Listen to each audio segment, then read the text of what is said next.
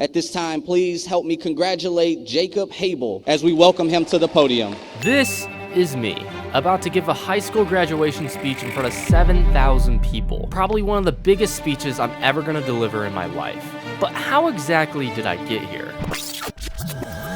So funny story, the way I actually figured out I was going to be speaking at my graduation was during a Scooby commercial I was filming for my school's news program to remind students to wear their IDs. Now, what led me to this great opportunity was an award I was nominated for. This is a graduation award called the Bob Bond Award, which is only awarded to one student who's been super involved and has made an essential impact during their high school experience. And out of 800 undergraduates in my class, I was nominated for this award. Now, to name off a couple things I did in high school, I was the head manager for my TV production program. I was also the head photo editor for my newspaper program. And I also was one of the head designers for my yearbook. So yeah, I was kind of all over the place, man. So in this commercial we were filming, I was one of the students who wasn't wearing their ID, and my principal was playing as one of the bad guys who was chasing us to wear our IDs. Full links in the description if you want to watch it, by the way. Now, it was during a scene change where I actually had the opportunity to walk with them to the next location, and he turned to me and he's like, "Oh yeah, by the way, I got something to tell you." And I was like,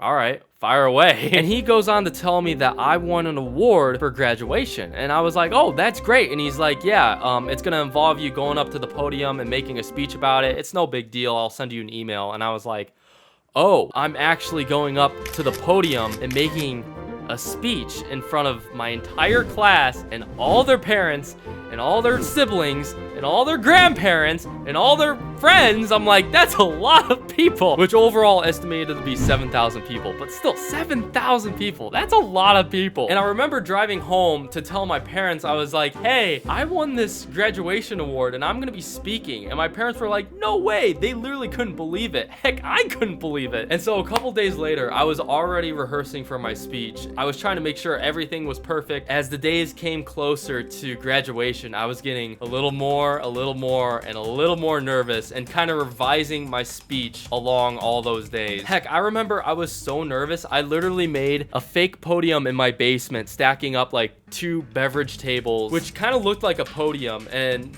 I had my script up there and I was reading off of it. I was like, and I also got these chairs and I printed faces off them and I sticked them on there to kind of make like a fake audience. But I eventually just decided to bring my parents down because the fake audience was not helping. But that's how nervous I was. I was just so nervous. I was planning out every movement. I was planning out everything I was gonna do. And then all of a sudden it was the day of graduation. So I remember driving to Northern Illinois University Convocation Center where I was going to be graduating and I was going to be giving my speech. I remember walking past everyone that I've been to school with for the past 12 years. In my head, I just had this thought of like, wow, like after the graduation ceremony today, I'm probably not going to see 95% of these people again, which was like a sad thought. But at the same time, it's just like, this is life. You're going into the real world. You're going to college. You're going to a community that you're going to embrace in and start a career in and start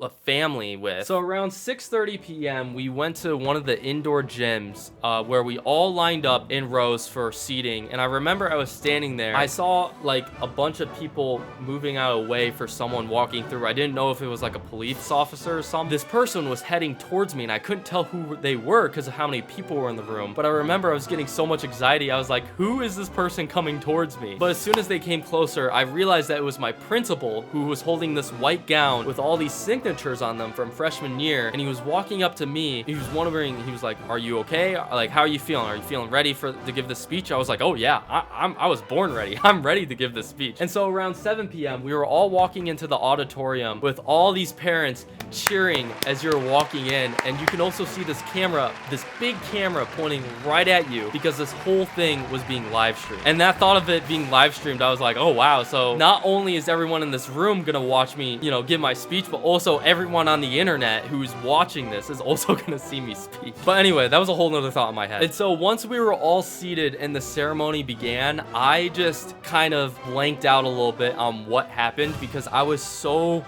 focused on actually giving my speech that I didn't even realize everything that was going on and what my principal was saying. The second he announced my name, I just had this boost of energy and confidence inside of me that was just ready to deliver this speech in front of everyone and give it my all. And I think I was just ready because I was just scared for so long that my body was kind of just ready to let go of the fear and to just deliver the speech as best as I can and say my final farewell.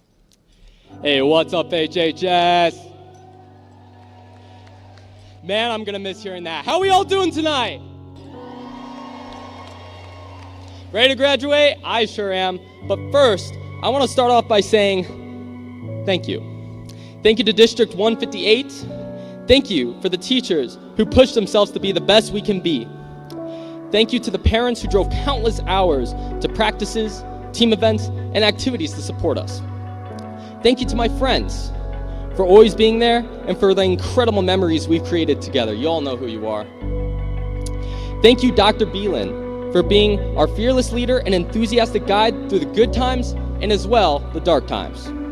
And finally, thank you, class of 2022, for this incredible honor and for fulfilling your commitment to be here tonight.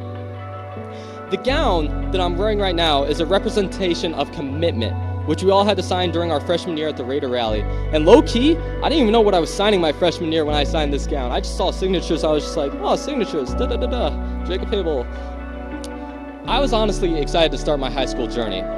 But what I didn't realize was that by signing this gown, we made a commitment to put our best efforts towards our education, our area of interest, to make the most out of our high school experience, and to graduate. And here we are. Everyone, make some noise for the class of 2022!